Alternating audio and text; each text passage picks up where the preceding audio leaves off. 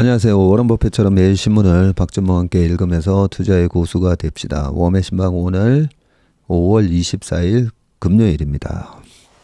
네, 드디어 기다리던 또 금요일이 왔습니다. 네, Thanks God, It's Friday. 어제 또 많은 좋은 댓글을 남겨주셨고요. 아침에 모닝 브리프 듣고 점심 먹고는 웜의 신박 기다린다라고 하시고 삼천포도 좋아지신다는 그런 말씀도 많이 해주셨습니다. 고맙습니다. 그리고 버블에 관한 얘기는 다음 주나 다다음 주 꼭 잊지 않고 올려드리고요. 그리고 3천만 원 이상 KB나 DB에 그 랩 가입하고 싶다고 하신 분들 그 어플에서도 아마 자문사 랩 가입하기, 랩 상품, 금융 상품 아마 들어가면 비대면으로도 아마 하실 수 있고요. 아니면 그 KB증권이나 가까운 DB투자증권 가셔서 뭐 얘기하셔도 됩니다. 정 모르시겠거든.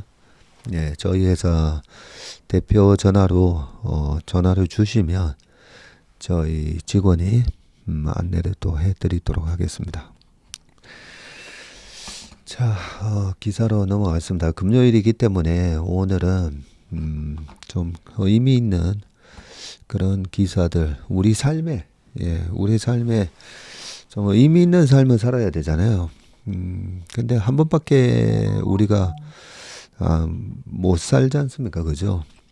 그래서 인생이 우리가 뭐 다른 거는 뭐 투자를 하다가 실패도 할 수가 있고 실수도 할 수가 있고 그런 것들이 인생의 양념이라고 어제도 말씀드렸는데 크게 봤을 때 정말 우리가 큰 경제적 실수가 아니라 정말 되돌아갈 수 없는 그런 되돌이킬 수 없는 그런 큰 실수를 하면 안 되는데 그런 것들에 관한 얘기를 오늘은 좀 해보도록 하겠습니다. 자, 첫 번째 기사는 이창용 금리 인하 물가 2.4% 밑으로 내려가야 고려. 어제 미국 시장이 빠질 때도 보면 항상 좀 경제 지표가 좋게 나오면 이러면 금리 인하를 못 하는데 그러면서 주가가 또 빠지고 지금 고금리가 굉장히 고통스러운 상황을 계속 만들고 있습니다. 그래서 금리에 굉장히 민감하게 지금 반응을 하는데 자, 우리나라 상황은 어떻는지 그래도 체크를 해야 되죠. 자, 23일이니까 어제 아마 한국은행에서 통화정책 방향 기자 간담회에 간담회가 있었군요. 여기에 간담회가 아마 금통위 하고 간담회 한 것 같은데요. 기사를 보겠습니다. 한국은행이 기준금리를 연 3.5% 유지를 했습니다. 금리를 10일 연속 동결하면서 11번 연속 동결을 했고요. 본격적인 인하 논의는 하반기로 넘어가게 됐고요.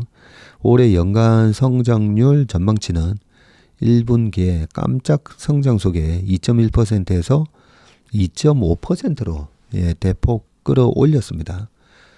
이런 거 볼 때마다 우리가 경제 전망은 정말 조심해야 된다라는 생각을 많이 합니다. 올해는 정말 경제가 망가진다.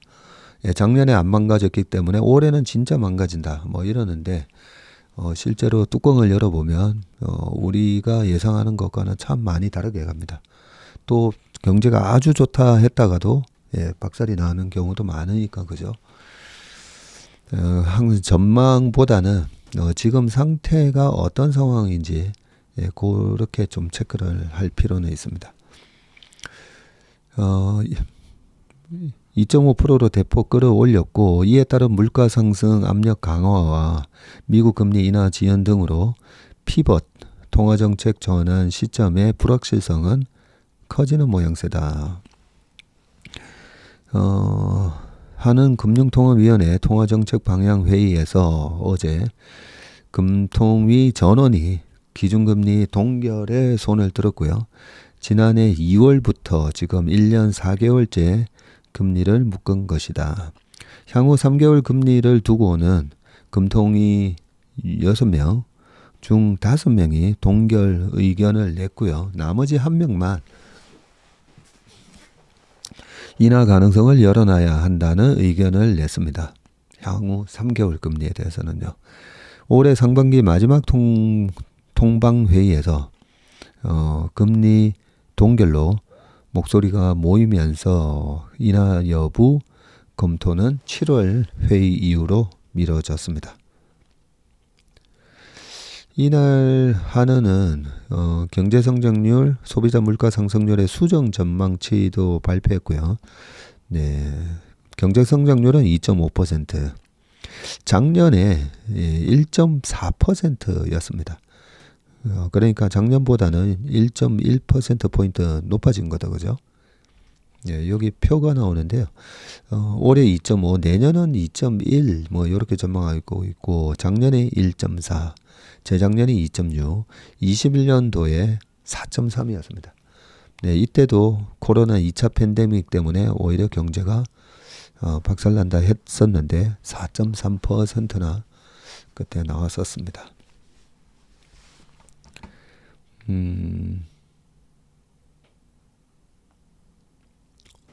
자, 코로나 이전에 2019년도에는 2.2였습니다. 2.2.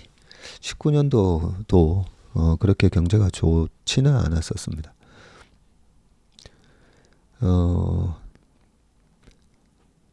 1분기 성장률이 예상을 넘는 1.3%로 호조수를 보인 게 영향을 미쳤고요. 물가 상승률은 기존의 2.6%를 그대로 유지했다고 합니다. 수치가 다소 오르기는 했지만 전망 자체를 바꿀 정도로 변동폭이 크지 않았다는 게 하는 설명이고요. 내년 성장률과 물가 상승률은 각각 2.1%로 내다봤습니다. 전망은 뭐 별로 믿지는 않습니다. 한은이 금리를 묶은 배경에는 여전히 불안한 물가와 늦어지는 미국 피벗 등이 자리 잡고 있고, 소비자 물가 상승률은 3%대를 유지하다가 4월에 2.9%로 내려왔고요.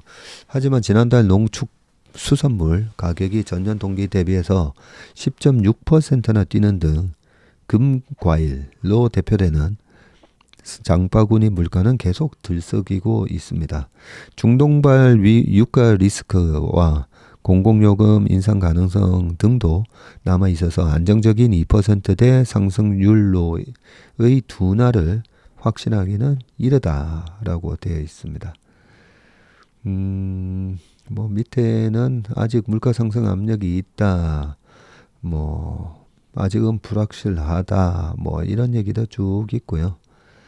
뭐 페드의 빠른 금리 인하 가능성이 점차 옅어지고 있다, 뭐 이런 얘기들 쭉 있습니다. 페드워치, 예, 시카고 상품 거래소 CME의 페드워치에서도 페드는 9월 달부터 금리를 인하할 확률이 높다. 뭐 확률이 한 그 정도, 9월 달부터 한 65에서 한 75 사이 그렇게 확률이 나오죠. 대내 변수 돌출로 시점이 흐려지긴 했지만 시장에서는 한은이 연내 금리 인하에 나설 거라는 예측이 나온다 라고 되어 있고요. 뭐 쭉 내려가 보겠습니다.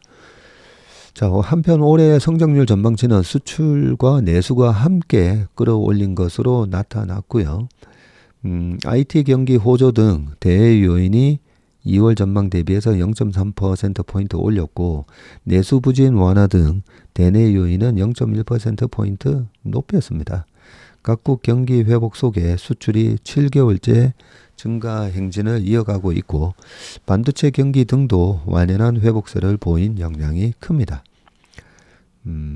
그간 주춤했던 내수도 1분기에는 예상을 넘는 개선세를 보이면서 성장률 상향에 힘을 실었고요. KDI와 OECD가 각각 2.2에서 2.6%로 올리는 등 국내 기관들도 성장률 전망치 조정에 나선 바가 있습니다. 다만 아직 완전히 회복되지 않은 소비 등이 향후 성장세의 변수로 꼽히고 있고, 한은도 내수가 2분기 조정 국면을 거칠 거라는 분석을 내놨고요. 주원 경제연구실장은 고금리 고물가가 여전히 내수를 짓누르는 상황이라면서 지난해 경기가 워낙 안 좋아서 올해 플러스가 나오긴 하겠지만 내수와 수출 사이의 양극화가 이어질 가능성이 크다고 말을 했습니다. 네, 여기서 이 변수가 하나 있죠. 최근에 외국인 관광객이 되게 많이 보이지 않습니까? 그죠? 네, 굉장히 많이 보입니다. 그러면 지금 미국 금리가 제일 높고, 하지만 미국은 킹달러 때문에 해외로 나가면 물가가 엄청 싸지는 착시 효과가 있죠. 그래서 미국 관광객도 많이 옵니다. 뭐 우리나라뿐만 아니라 전 세계 관광으로 먹고 사는 나라들의 통계를 보면 네, 미국 관광객이 엄청나게 들어오고 있고, 자, 중국을 보면 중국은 지금 금리 수준이 되게 낮아요. 네, 10년물 국채금리도 2.6% 이러기 때문에 중국은 정책금리도 그동안에 내려왔기 때문에 중국은 고금리 상황이 또 아닙니다. 거기에 그동안에 부동산이 계속 한 5년 동안 침체를 겪다 보니까 소비가 살아나지 못했는데, 최근에 주가도 오르고 부동산도 이제 바닥친다는 그런 기대감 등이 있으면서 중국 관광객이 또 들어오기 시작하고 있습니다. 이렇게 저렇게 보면 국내 내수가 외국인 관광객들이 들어오면서 서서히 상점들의 활력이 되살아나고 있습니다. 네, 명동거리라든지 여의도만 봐도 그렇습니다. 여의도에 관광객 무지 많아졌습니다. 저기 현대백화점으로 가는 지하 통로 가봐도 그렇고요. IFC 지하에 푸드코트도 제가 가끔씩 가는데 많아졌습니다. 그래서 수출은 수출대로, 그리고 내수도 내수, 양쪽 다 올해 계속 좋지 않을까 그런 생각이 듭니다. 자, 그리고 두 번째 기사로 넘어가 보겠습니다. 소리가 안 들린다라는 그런 댓글이 많아가지고 제가 너무 목소리를 좀 너무 조곤조곤 얘기하고 있나, 네, 그런 생각도 좀 많이 했는데요. 자, 두 번째 기사는 나라망신 시켜준 BBC 다큐가 고마운 이유라고 되어 있습니다. 어제도 보니까 이 BBC 다큐 관련해서 과거 버닝썬 관련해서 그죠? 뭐가 영상이 계속 많이 올라오더라고요. 왜 지난 그 얘기가 지금 또 이렇게 올라오지 했는데 아마 보신 분들 되게 많을 겁니다. 요 얘기는 좀 하고 넘어가야 될 것 같아서 기사를 가져왔습니다. 자, 문서영 중앙 썬데이 문화 전문 기자가 쓴 칼럼이고요. 이것이야말로 그들 한국인이 나라망신이라고 부를 만한 것이다. 예, 내셔널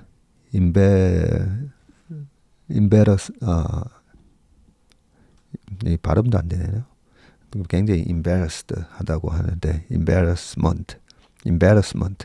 embarrassment. 예. 자, 내셔널 embarrassment라고 부를 만한 것이다. 자, 지난 20일 영국 BBC 방송이 이 다큐를 올린 지 얼마 안 됐군요. 자, 새로 올린 버닝썬에 달린 영어 댓글이었고요. 이 댓글은 수천 개의 좋아요를 받았다고 합니다.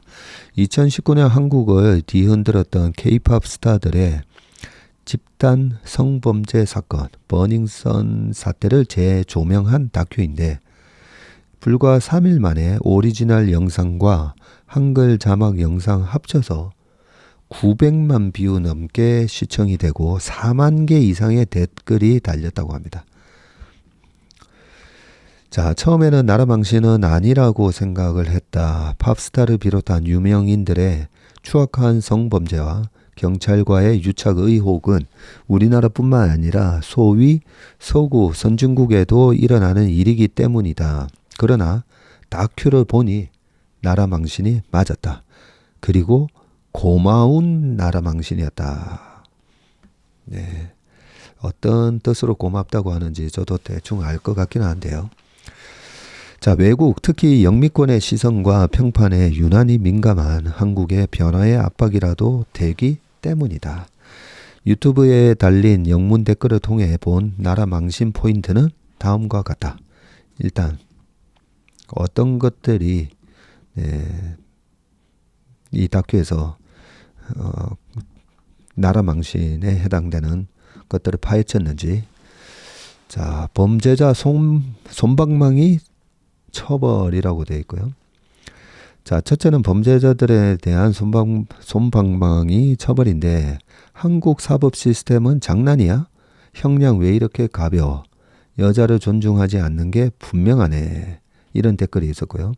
한 명은 18개월, 또 한 녀석은 6년, 또 하나는 2년 반.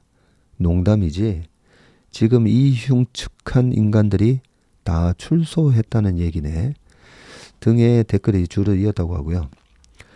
밴드 빅뱅의 전 멤버 승리, 본명이 이승현이군요. 성매매 알선과 해외 원정 도박 등 9개의 혐의에서 모두 유죄였으나 최종 선고는 18개월 징역에 그쳤다고 합니다. BBC 다큐가 상기시키듯이 그가 실소유주로 알려진 클럽 버닝썬은 단순한 성매매 알선이 아니라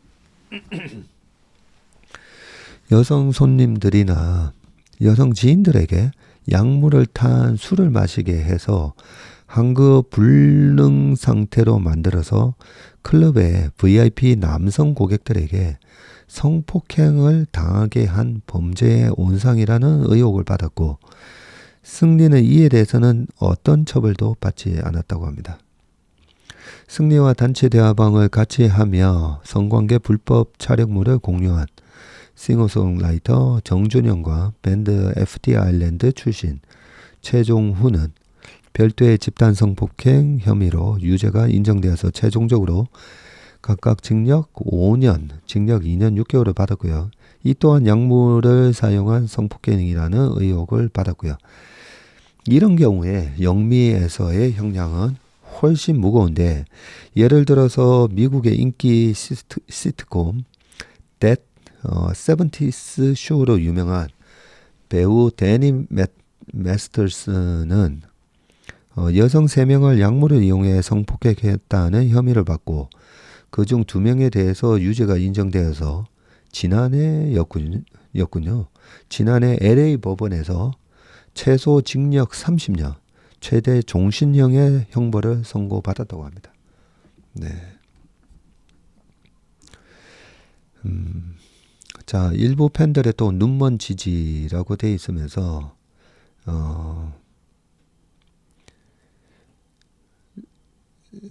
일부 팬들의 눈먼 지지와 옹호 그리고 진실을 밝히려는 기자들에 대한 인신공격. 첫 번째 기자 정준영 범죄를 최초 보도한 박효실 기자가 2번 유산을 했었다네요. 자, 그리고 키보드 뒤에 숨어있는 온라인 사람들은 살인자야 등 이를 지적하는 영문 댓글이 또 많았다고 합니다.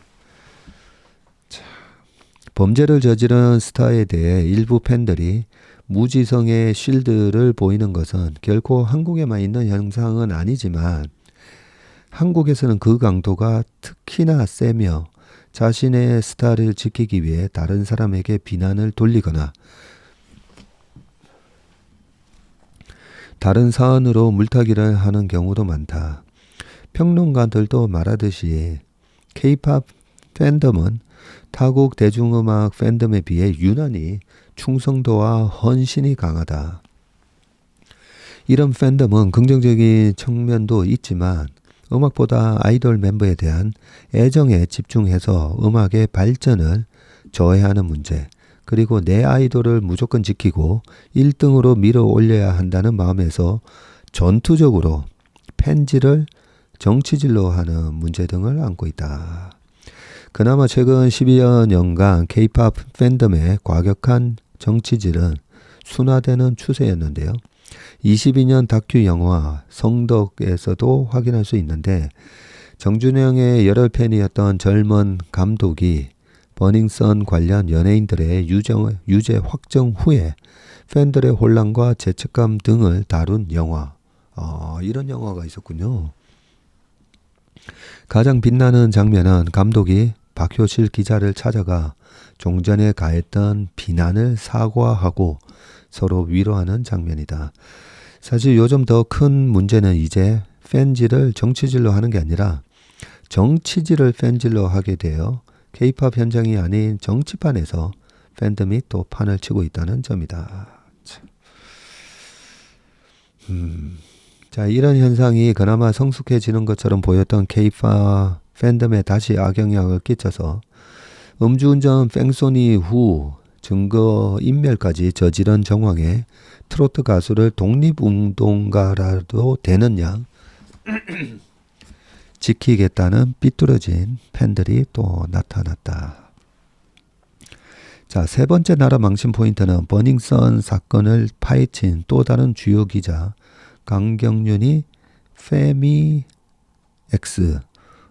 욕설 세례를 받았다는 사실인데, 한국에서는 페미니스트라는 말이 욕으로 쓰인다니 충격적이다 라는 영문 댓글이 많았고요.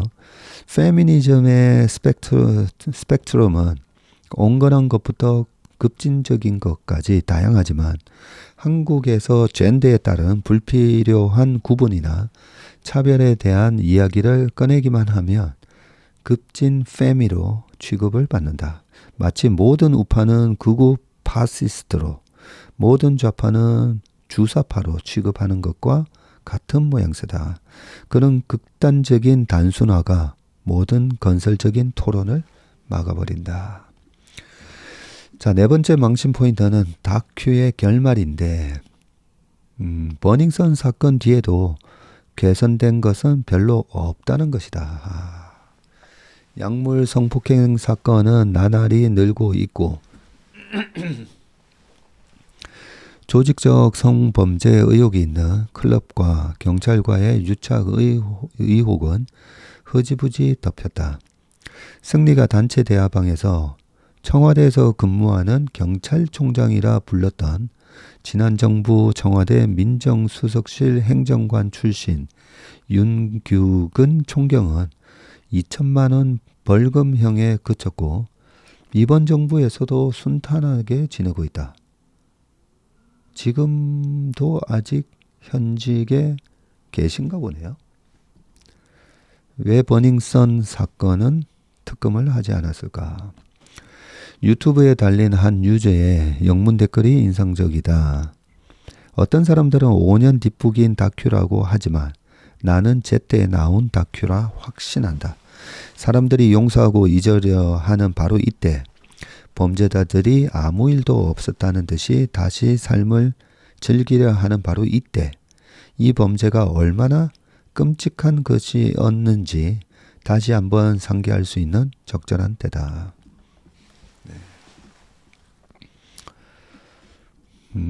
우리나라에서 큰 화재 사건이 한 2, 3년마다 반복이 되잖아요. 그래서 우리는 제가 미국에서 기숙사에 있을 때 한 번씩 따레랭 알람이 울리면서 깜짝 놀래가지고 이게 뭐지 했더니 룸메이트가 아주 침착한 목소리로 이거 파이어 드릴이라고 훈련하는 거야 하면서 그냥 본인이 열심히 지금 공부하고 있던 거 딱 노트북 듣고 바로 이렇게 나가더라고요. 그 층에 있는 모든 학생들이 당연하다는 듯이 쫙 나와서 불이 나면 엘리베이터 타면 안 되잖아요. 계단으로 이렇게 딱 내려오는 그 연습을 최소 거의 3개월마다 했던 것 같아요. 야, 그걸 보면서 제가 선진국이란 바로 이런 거구나. 그죠? 일어날 확률은 낮지만 그 낮은 확률의 데미지가 클 수가 있기 때문에 저렇게 미리 준비하는 거잖아요. 그게 선진국이고 그걸 하는 게 선진 시민이고. 근데 우리나라에서 그 큰 화재 사건이 여러 번 있는데도 지금 제가 있는 이 중소기업 중앙에 있잖아요. 이 파이어 줄리 한 번도 하는 걸 못 봤습니다. 화재 경보가 울릴 수가 있으니 업무에 뭐 하세요 하면서 그런 거는 있었지만 자, 불이 났을 때 어떻게 대피해야 되는 훈련 한 번도 한 적이 없습니다. 여기 와서도 그렇고 예전 건물에서도 그랬고. 그래서 우리가 진짜 선진국이 되려면 그런 사건을 미연에 방지할 수 있어야 됩니다.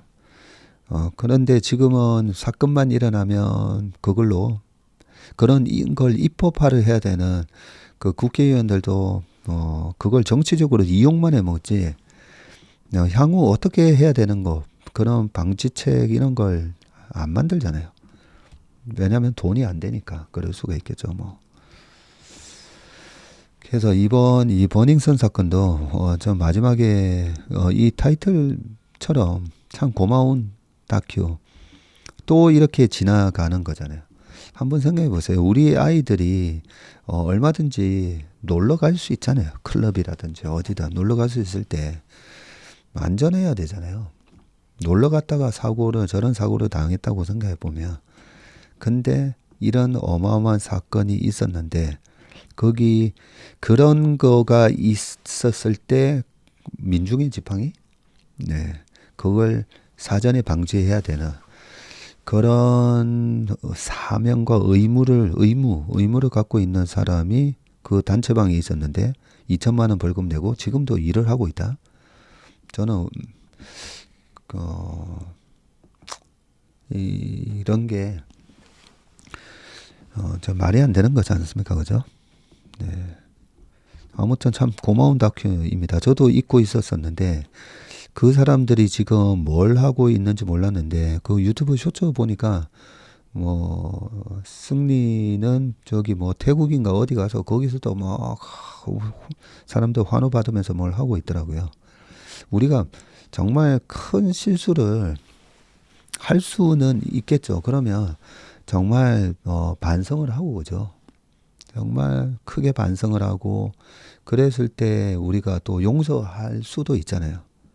그런데 그렇게 버젓이 또 어디 회에 나와가지고 아무 일 없었다는 듯이 그런 거는 이번 이 다큐멘터리를 바탕으로 참 영국 BBC가 참 좋은 일을 해준 것 같습니다. 네, 고마운 다큐네요. 그리고 해외에서는 제가 뭐 미국뿐만 아니라 이 해외 선진국들 보면 와 저렇게 막 나라 망신인데 저걸 왜 이렇게 좀 대제적으로 저걸 이슈화하지? 예, 그러면서 그 사회가 발전을 하지 않습니까? 네, 아무튼 이번 일을 계기로 좀 우리 사회 전체가 엔터테인먼트 이 사회만 이 그쪽 산업만의 문제가 아니잖아요. 네, 좀 발전하는 계기가 됐으면 좋겠습니다. 자, 그다음 기사는 혹시라도 우리가 이 엔터테인먼트에 대한 또 잘못된 이런 승리와 몇 명, 정준영 이런 사람들 때문에 일반화를 시키면 절대 안 된다 했잖아요. 예, 분명히 훨씬 많은 좋은 엔터테인먼트들이 많습니다. 자, 그 다음 기사는 그런 또 기사인데요. 문병주의 뉴스터치 K라면 게임 체인저 배경에는 BTS라고 되어 있습니다. 자, 삼양식품이 업계에 독보적인 이제 선두가 됐습니다. 농심하고 비교해가지고요. 국내보다 해외에서 돈을 많이 벌었고요. 예, 당당히 이제 수출 기업이 됐습니다. 돈을 많이 버는 수출 기업이 됐고요. 1분기 매출액과 영업이익은 지난해 같은 기간보다 57%, 영업이익은 235% 늘어났고요. 매출 중 2,859억, 총 3,800억에서 2,800억이 해외에서 발생을 해서 국내 매출의 3배나 됩니다. 1등 공신은 매운맛을 앞세운 불닭볶음면이었고요. K라면 수출의 게임 체인저라고 불릴 정도입니다. 인기의 배경에는 BTS가 있었는데 22년 BTS 멤버 지민이 먹는 모습이 방송에 나오면서 관심을 끌었고요. 이후 BTS 열기를 탔다. 22년도에 BTS member 지민이 이 불닭볶음면을 먹는 장면이 방송을 탔었군요. SBS 식자회담 캡션 사진도 올라와 있긴 한데, 자, 미국 유명 래퍼 카디비도 지민을 좋아한다며 까르보 불닭볶음면 시식 영상을 SNS에 올렸고 조회수가 3,400만 회가 넘었답니다. 뉴욕타임즈가 지난달에 까르보 불닭볶음면을 손에 넣을 수 있길 행운을 빈다는 기사를 낼 정도로 인기였고, 이게 거의 2011년도에 SM의 이 소녀시대가 막 CNN을 탈 때 약간 그때랑 비슷한 느낌이야. 그러면서 그때 SM의 주가가 이미 시가총액 3천억까지 많이 올라왔는데 거기서 또 시총이 1조 2천억까지 갔었으니까 거기서 또 4배가 더 올랐었거든요. 물론 그 이후에 실적이 안 나오면서 주가가 다시 떨어지기는 했습니다. 그 실적이 안 나오는 거랑 또 하나 매크로 변수가 하나 있었는데요. 당시만 하더라도 일본 콘스트 매출에서 이익이 좀 차지하는 비중이 높았었는데 2012년 하반기부터 엔화가 그때만 하더라도 11년도에는 지금과 달리 원엔 환율이 1,500원이었거든요. 그런데 12년 하반기부터 원엔 환율이 급격하게 떨어집니다. 아베 정권이 들어서고 아베 노믹스를 하면서, 그래서 12년 하반기에 엔화 가치가 확 떨어지는 걸 보면서 그때 자동차 주식도 정리를 하고 SM 주식도 그때 팔고 나왔었는데요. 그때에 우리나라 엔터랑 지금 삼양식품의 불닭볶음면하고 그 SM하고 주가가 약간 좀 오버랩 됩니다. 항상 주식을 할 때 제가 이렇게 매칭을 잘해야 된다 했잖아요. 짝짓기. 이런 기사를 읽다 보면 막 저절로 이렇게 좀 떠오르는 그런 기업들이 있어서 말씀을 드렸고요. 자, K푸드의 대표 수출 품목으로 자리 잡은 라면은 1960년대 초에 국내 생산이 시작이 됐고, 삼양식품 전중윤 창업주가 식량난 해결책의 일환으로 일본의 인스턴트 라면 기술과 기계를 도입해서 63년 삼양라면을 출시를 했습니다. 63년. 맵지 않고 국물이 하얀색이었다. 그때 하얀색이었어요? 이후 한국인 입맛에 맞게 고춧가루를 첨가해서 색깔을 붉게, 맛을 맵게 했고요. 본격적인 매운맛 경쟁은 그렇죠. 86년 농심이 신라면, 사나이 울리는 신라면을 선보이면서 시작이 됐습니다. K라면의 인기는 일종의 밴드웨건 이펙트, 밴드웨건 효과, 편승 효과로 볼 수가 있는데, 제품이 유행을 타기 시작하면 많은 소비자가 이를 구매하는 현상이고 그 방아쇠를 K-팝 스타가 당겨줬다. 점입 가경인 K-팝 업계의 분쟁이 이런 인기를 시들게 할까 우려스럽다. 지금 하이브의 이런 분쟁은 좀 전에 BBC 방송에 방영된 이 버닝썬의 지금 이슈에 비하면 정말 아무것도 아니죠.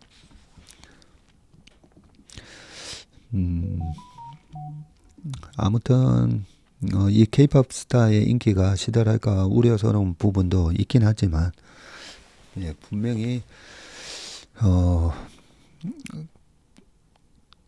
그 하우스만의 약간 색깔이 있었잖아요. YG 엔터랑 그 다음에 박진영 씨가 아는 JYP랑 그리고 SM이랑 하우스만의 이런 색깔, 하이브 등등 있는데 예, 그런 게 참 중요하다고 생각합니다. 저는 그 회사가 어떤 가치를 추구를 한다. 예, 그 CEO의 저는 CEO가 해야 될 가장 큰 역할이 그 회사의 가치관, 철학, 예, 경영 철학을 정립하는 거라고 생각을 하는데 옛날부터 보면 YG랑 SM이나 이 JYP나 보면 약간 좀 결이 달랐던 부분이 있는 것 같습니다. 그리고 이 BTS가 그렇게 많이 글로벌라이제이션에 성공을 하면서 많은 팬덤을 가진 이유 중에도 하나도 저는 이 K-팝이나 이런 걸 좀 잘 안 듣다 보니까 제가 잘 몰랐었는데 BTS의 음악에 대해서 옆에서 주변에서 얘기를 해주는 걸 들어보면 그게 참 보면 메시지들이 참 좋은 메시지가 많았었잖아요. 많았습니다. 그러고 보니까 X세대라는 말이 처음 나왔었던 1990 X세대가 나왔던 게 1992년 정도 되네요. 그때 스테지와 아이들, 예, 그때 데뷔를 하고, 그 스테지와 아이들도 어떻게 보면 우리나라 아이돌의 어떻게 보면 1세대가 스테지와 아이들이다, 그죠? 아, 그때 양현석 씨가 스테지 뒤에서 그 백댄서 했었고, 그죠? 근데 그때 스테지와 아이들에서도 보면 컴백 홈이라고 한 앨범 한 네 번째인가 뭐 예, 있었던 것 같은데 그 컴백 홈이라는 타이틀 곡을 듣고 많은 가출한 소년들이 집으로 돌아갔다라는 그런 얘기들이 있었는데 너 왜 집에 집 돌아왔니 했더니 네, 서태지 아이들의 우상이었던 서태지 씨의 노래가 컴백홈 해서 했다. 그래서 우리 엔터테인먼트 뭐 뿐만 아니라 이 공인들이 사실 그런 거가 좀 있어야 되는 거죠. 많은 사람들이 이 공인들의 말 한마디 한마디에 많이들 이렇게 주목을 하고 있다는 거죠. 특히나 가치관이 형성이 잘 안 돼 있는 우리 어린 자녀들한테는 특히나 영향을 많이 주기 때문에 네, 그런 거에 대한 좀 이 사명감이라든지 그거를 엔터테인먼트 회사의 수장들이 예, 그런 가치관을 좀 확실하게 좀 심어줄 수 있었으면 좋겠습니다. 네. 자, 그 다음 기사입니다. 실온, 인문학의 위기와 외화 내빈의 한국 사회라고 되어 있고요.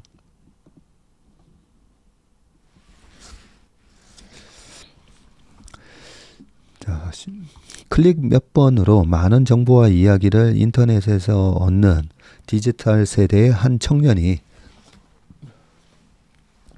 노인에게 묻는다. 할아버지 왜 책을 읽고 계세요? 이제 모든 게 인터넷에 있어요. 노인은 잠시 생각하더니 청년을 서재로 이끌었다.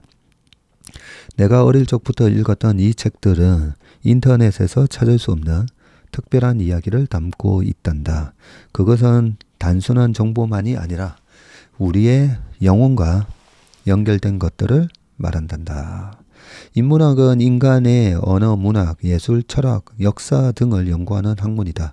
이는 디지털 기술의 발전으로 모든 정보를 기계에서 얻는 청년의 시대에 여전히 책만 읽고 있는 노인의 모습을 떠올리게 한다. 인문학은 그 노인이 가진 지혜와도 같다. 자, 기계가 동원하는 인터넷이나 AI는 지식을 제공하지만 자신의 독서 경험과 생각을 끌어내는 책은 지혜를 제공한다. 네, 참 좋은 말이네요. 우리가 참 너무 이 투자 지식, 여러 가지 경제적 지식 예, 굉장히 필요한데 실질적으로는 제가 웬만하면 금요일에는 약간 인문학적인 얘기를 많이 좀 하려고 하는 게 우리가 지혜로운 투자자가 돼야 되는 거잖아요. 그래서 우리 업계에서 저는 정말로 최고의 대학을 나오고 최고의 석박사까지 하고 뭐 그런 분들이 우리 업계에 들어오셔가지고 좀 잘못되시는 분들을 꽤 많이 봤습니다. 네, 꽤 많이 봤습니다. 그래서 투자에서 성공하는 거 모든 뭐 분야에서 성공이 마찬가지겠지만 이 성공이 꼭 지식으로만 되는 게 아니다라는 걸 좀 많이 느꼈고요. 자, 이 지혜가 궁극적으로 인간의 삶과 사회를 선하게 하고 함께 살 만한 곳으로 만든다. 사정이 이러한데도 인문학의 융성에 심혈을 기울이지 않는다면 그 국가나 공동체는 직무유기를 저지르는 셈이다. 그나마 저는 다행이네요.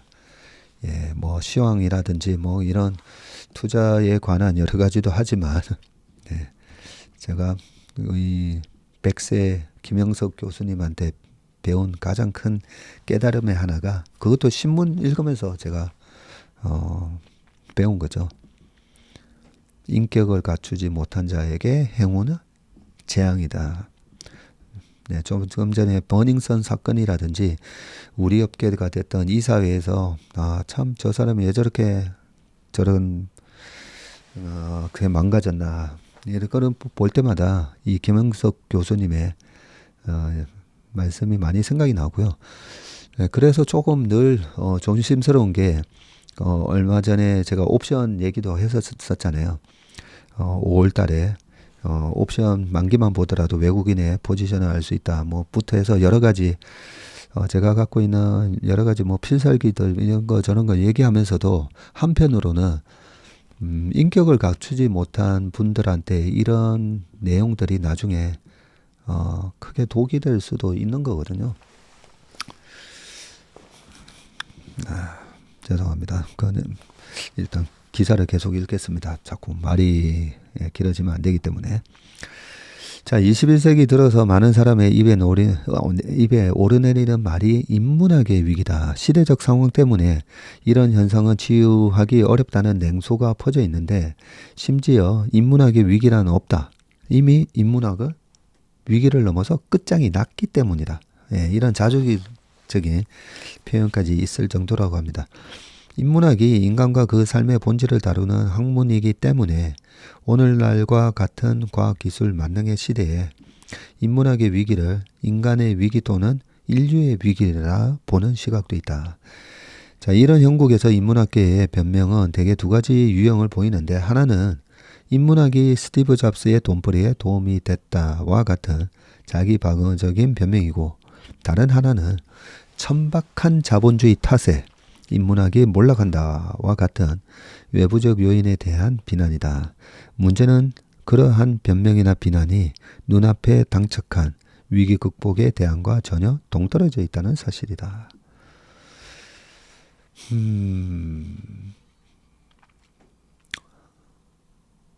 네, 마지막 요 부분. 절박한 인문학의 위기를 극복하고 미래사회의 새로운 전기를 마련하기 위해서 정부는 겉만 화려한 거칠의 인사를 버리고 실질적이고 제도적인 장치를 마련해야 한다. 학교 교육 과정에 인문학을 강화하고 교사와 학생이 동시에 인문학에 대한 이해와 관심을 높일 수 있도록 지원해야 하고 문화 및 예술 활동을 지원하고 보호함으로써 인문학의 활성화를 촉진하고 예술인과 예술단체, 박물관과 도서관 등이 원활하게 작동하고 운영되도록 배려해야 한다. 서울 소재대학에서 불문과와 동문과를 폐지하기로 했다는 소식은 안타깝다. 인문학의 회생을 위해서는 다른 어떤 국가기관보다 교육당국에 심길전하는 노력이 절실한데 인문학 교육을 강화할 수 있도록 지금의 교육과정을 개편해야 한다.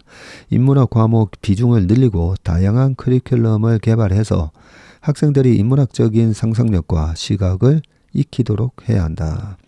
교사들에게도 전문적인 인문학 교육을 제공하고 새로운 교수법과 학습 동기를 증진해야 한다.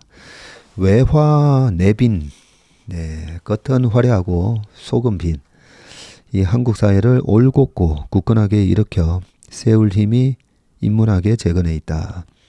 근대 서구의 인문주의는 르네상스 시기 이탈리아에서 일어나 유럽과 세계로 확대됐다.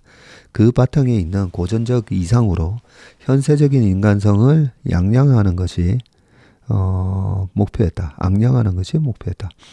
장구한 역사를 가진 이 정신운동의 핵심은 언제나 인간이었고 이는 동양문화권에서도 마찬가지였다. 그래서 화향백리, 주향천리, 인향만리. 그러네요. 꽃의 향기는 백리를 가고 사람의 향기는 만리를 간다. 술의 향기는 천리를 간다고 합니다. 주향천리.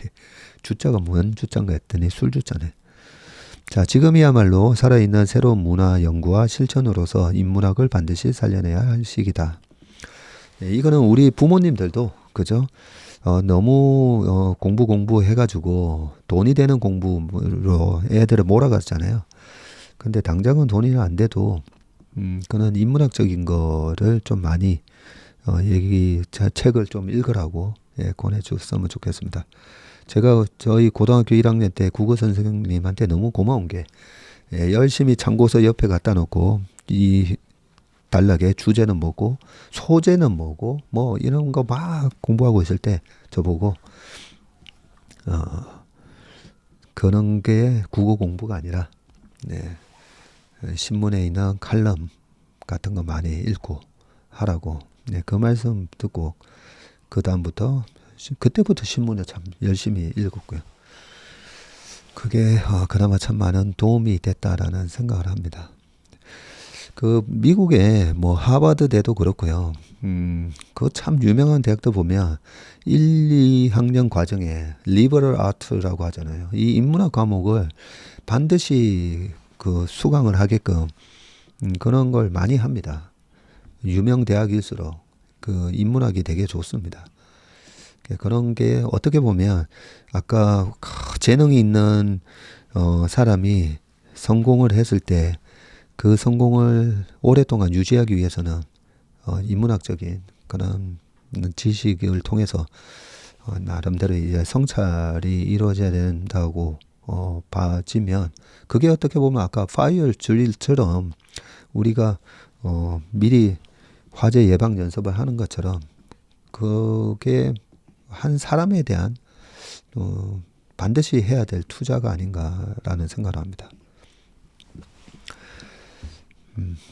인문학적인 이런 얘기를 많이 하면요, 조회수는 떨어집니다. 왜냐하면 주식 관련된 내용만 보러 오시는 분들이 가끔씩 있잖아요.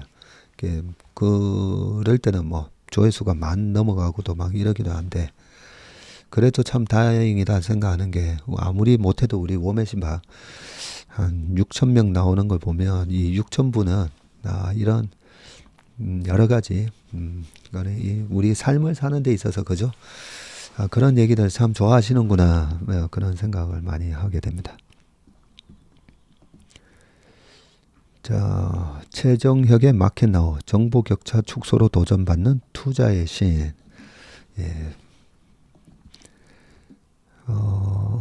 최정혁 한국사이버대 교수님인데 칼럼이 참 좋더라고요. 제임스 사이먼스에 대한 칼럼이군요. 자, 헤지펀드 르네상스 테크놀로지 RT의 설립자 사이먼스가 지난 10일 생을 마감하셨죠. 향년 86세이시고 수학과 통계를 활용한 퀀트 투자의 잠재력을 천문학적 수익으로 입증을 해서 가장 위대한 투자자로 불린 인물이다. 이 RT 대표 펀드 메달리온은 처음 설정된 1988년부터 2023년까지 이 막대한 보수, 운용 보수 5%에 성과 보수가 44%였다고요? 예, 이걸 제하고도 연 40% 수익률을 기록했고, 이걸 제하지 않으면 그때 66% 수익이 나오는군요. 자, 사이먼스의 성공은 효율적 시장 가설을 반증한 결과였죠. 그는 모든 정보가 시장 가격에 즉각 반영되므로 항상 가격은 옳고, 그래서 시장에 있어서 초과 수익을 얻기는 힘들다. 이게 시카고 대학의 유진 파마 교수님이 1960년대에 얘기하셨던 건데 아니다는 거죠. 네. 정보의 습득에는 차이가 있고 정보의 가격 반영에는 또 감정이 개입한다고 보았기 때문이다. 야. 사이먼스의 신화의 출발점은 역사적 데이터에서 이 효율적 가설에 반하는 이례적인 현상을 찾아내는 것이 핵심입니다. 펀드 운용은 월가 출신 금융 전문가가 아닌 과학자들과 그들이 개발한 알고리즘에 맡겼고요. 시장을 움직이는 변수와 그에 대한 가격 반응을 공식화해서 마치 수학 문제를 풀듯이 운용을 했고, 그 결과 메달리온은 유독 위기에 강한 면모를 보였습니다. 2000년 닷컴 버블 붕괴, 그리고 2008년 금융위기, 그리고 2020년 팬데믹 장세에서 각각 그때도 98%, 82%, 76% 수익을 올렸네요. 이는 펀드의 역대 실적 가운데 1, 2, 3위에 해당하는 결과였고요. 탐욕과 공포로 급등락하는 시장에서 최고의 투자 기회를 포착한 것이었습니다. 퀀트 투자에서 사이먼스가 가장 중요하게 여겼던 경쟁력은 거래 비용 관리 능력이었다고 합니다. 자, 메달리온의 전체 거래 가운데 수익이 나는 거래의 비중은 50%를 조금 상회하는 정도라고 했고요. 절반의 정답률로 많은 돈을 벌려면 대량의 거래를 원하는 가격에 체결할 수 있어야 하는데 그렇지 못하면 거래 비용이 증가하는 구조다. 사이먼스가 메달리온의 운용자산 규모를 100억 달러로 제한한 것도 그런 이유에서다. 이 르네상스 테크놀로지에 입사하려고 많은 그 유수한 대학 졸업자들이 거기에 들어가려고 하는데 대학만 졸업해서는 못 들어가고요. 수학 석박사들이 거의 다 들어간다고 하는데 들어가는 이유가 들어가면 이 직원들한테 이 메달리온 펀드가 더 이상 공개된 펀드가 아니거든요. 그 회사 직원들만 할 수 있는 펀드다 보니까 그 펀드에 내가 월급을 받은 돈을 거기 펀드에다가 넣기 위해서 입사를 한다. 그런 말이 있을 정도로 어마무시한 수익을 내는 펀드입니다. 여기서 거래 비용은 슬리피지를 얘기하는 거죠. 이 거래를 체결시킬 수 있어야 된다고 하잖아요. 슬리피지라는 용어가 우리가 뭐 시스템 트레이딩 할 때 쓰는 용어인데요. 매매 비용 거기다가 거래 매매 비용이 브로커리지 피뿐만 아니라 거래 수수료 증권사한테 내는 거기다가 우리나라는 거래세가 있죠. 거래세가 있고 그리고 자세히 보시면 현재가가 매수 호가가 현재가면 우리가 매수를 할 때는 매도 호가에다가 매수를 해야 되잖아요.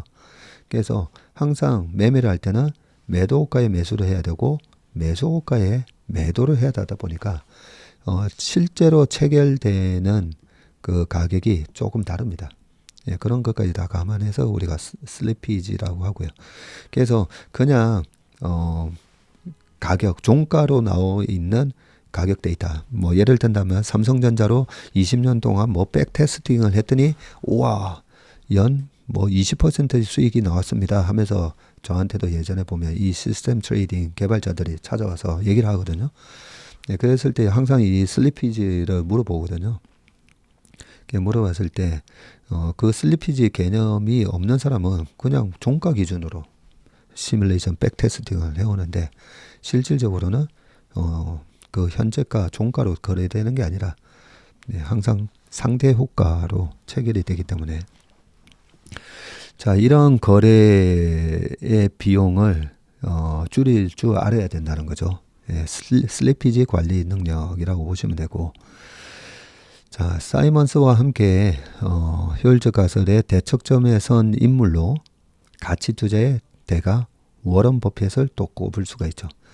저평가된 주식을 발굴하려는 가치 투자는 이 효율적 시장 가설을 부정하는 데서 출발하기 때문입니다.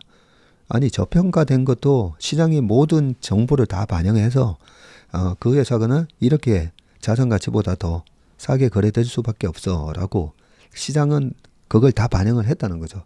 그래서 저평가된 주식을 샀다고 해서 수익을 못 얻는다는 게 효율적 시장 가설인 거거든요. 자, 반면에 인덱스 투자는 EMH를 추종하는 기법입니다. 누구도 정보의 우위를 누리지 못한다면 종목 선정은 무의미하기 때문에 그냥 인덱스나 투자해라. 이게 존 보글이 얘기하셨던 거고. 자, 버핏이 경영하는 버커셔 해스웨이의 주가 수익률과 S&P 500의 지수 수익률을 20년 주기로 매년 비교해 보면 흥미로운 사실을 발견할 수가 있는데 90년대 중반까지 연율로 25%에 달하던 버핏의 우세가 꾸준히 하락을 해서 23년 기준으로는 0.07%에 불과하네요. 이는 정보의 격차가 줄어들면서 효율적 시장이 가설에서 현실이 되어가고 있음을 방증한다. 이런 추세라면 메달리온의 경쟁력도 언제 사라질지 모른다. 네, 야, 워런 버핏도 얼마든지 워런 버핏이 좋아하시는 그런 몇 가지 투자 원칙이 있잖아요, 그죠? 네, 앞으로 변하지 않는, 그리고 또 엄청난 변하지 않는 이유가 엄청난 경제적 해자를 갖고 있기 때문에 여러 가지 말씀을 하셨는데 경쟁 구도, 경쟁 우위.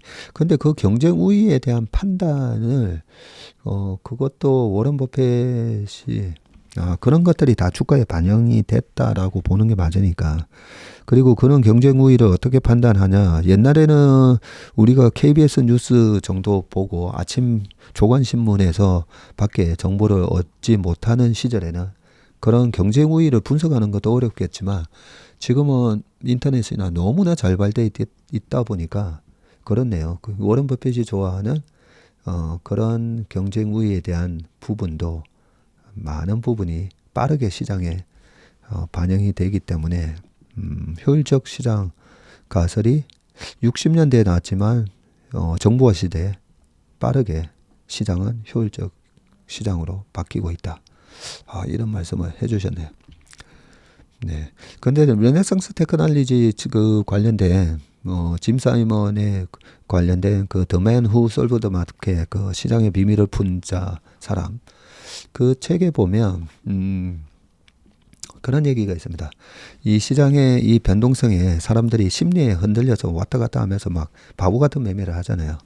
그 사람들이 우리의 먹잇감이다. 뭐 그런 얘기가 있고요. 그냥 쭉 쥐고 가만히 있는 사람은 우리의 먹잇감이 아니다. 이런 얘기가 있거든요. 그래서 약간 워런 버핏의 투자 방식하고 이 메달리온의 투자 방식은 약간 좀 다른 면이 있습니다. 아이고, 또 시간이 58분이나 됐는데. 이 뒤에 얘기가 참 중요한 얘기 하나 남았는데요. 자, 권석천의 자기 존엄을 잃은 자, 노예일 뿐이다. 라고 하면서 제가 정말 좋아하는 인생 영화 중에 하나의 이 쇼생크 탈출에 관한 얘기인데, 쇼생크가 감옥에서 탈출하는 이야기는 아시는데 문제는 무엇을 위해 어떻게 탈출하느냐에 관한 얘기죠. 참. 자, 요 마지막 뭐만 좀 읽어보겠습니다. 앤디 듀프레인이라고 거기 주인공 이름이었었죠. 팀 로빈슨이 주연을 했었고요. 앤디는 자기 연민에 갇히지 않는다. 남의 존엄도 소중히 여긴다. 그가 억울한 죽임을 당한 재소자의 이름을 굳이 알고 싶어하는 것도 교도관의 세금 문제를 해결해준 대가로 동료들에게 맥주를 달라고 했었죠. 요구하는 것도. 그에게 다른 일을 생각하는 마음이 없었다면 영화의 감동은 크지 않았을 것이다. 마음속에 그 어떤 것도 아무도 뺏지 못하고 손댈 수는 없다. 앤디는 그 어떤 것을 희망이라고 부르지만 내게는 자기 존엄으로 들렸다. 자기 존엄을 저버리지 않았기에 희망도 품을 수 있었으니까. 자기 존엄이 그토록 중요한 건 왜일까? 인간의 존엄함을 모르는 자는 자유를 향한 목마름을 알지 못한다. 갇힌 생활에 쉽게 길들여져 한낱 노예로 전락하는 것이다. 그가 다른 죄수와 다르게 걷고 다르게 말했던 이유는 오직 하나다. 스스로 존엄할 수 있었기 때문이다. 당신이 무엇에 갇혀 있든 잊지 말아야 할 것이다. 진정 자유로워지고 싶다면 자기 존엄을 늘 가슴에 품고 살아야 한다. 이 포스트의 그 제목에 보면 쇼생크 탈출이라고 돼 있는데 그 위에 이런 말이 있었잖아요. Fear can hold you prisoner. 두려움은 당신을 감옥에 갇혀 놓지만 Hope can set you free라고, 희망은 당신을 자유롭게 할 거다라고 했는데 이 권석천이라는 태평양 고문님께서는 거기서 이제 호프라는 거에 자기 존엄을 가지고 얘기를 하셨네요. 그 영화의 주인공의 앤디를 보면 우리 삶이 어떻게 보면 굉장히 이 감옥과 같은 삶일 수도 있잖아요. 근데 그 참 혹독한 감옥 속에서 그 나쁜 놈한테 막 엄청나게 불링 당하고 막 괴롭힘 당하고 했었는데도 그 앤디가 이 다른 죄수와 다르게 걷고 말하고 했던 거. 저는 이 영화에서 참 좋았던 장면 중에 하나가 앤디가 그 교도소장의 문을 잠그고 그 음악을 틀어주잖아요. 음악을 틀어주면서 딱 이렇게 기대 앉아가지고 모차르트의 그때 그게 피가로의 결혼에 나오는 오페라의 여성 오페라 소프라노가 부르는 그 곡이 너무 참 아름다웠었는데요. 우리가 어떤 상황이든지 그런 여유. 근데 그게 나만 듣는 게 아니라 그 함께하는 그 죄수들한테도 같이 듣게끔. 그렇게 그걸 마이크를 스피커에 대면서 자기가 그 독방에 갇히게 되잖아요. 그렇게 혹독한 대가를 치를 걸 알면서도 정말 다른 동료들에게 맥주를 사주고 그렇게 음악을 들려주고 싶은 그런 배려. 네, 그게 참 많이 감동적이었던 것 같아요. 저렇게 살아야 되겠구나. 네, 그런 생각을 하게 만들었던 영화였던 것 같습니다. 네, 오늘 몸의 신방은 여기까지 하겠습니다. 행복하고 건강한 주말 보내시길 바라겠습니다. 고맙습니다.